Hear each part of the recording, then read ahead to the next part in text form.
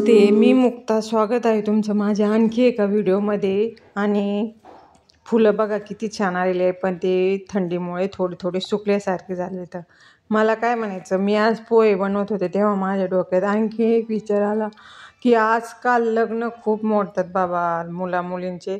तर त्यासाठी या आई वडीलच जबाबदार आहेत, कारण ते मुलांना फोनवर बोलताना इतकी प्रायव्हसी देतात की ते मुलं एकमेकांना खूप सारे एकमेकाबद्दल विचारून अमकं वगैरे ढमकं रात्री 12 वाजेपर्यंत 1 वाजेपर्यंत बोलून चोथा करून घेतात एकमेकाचा.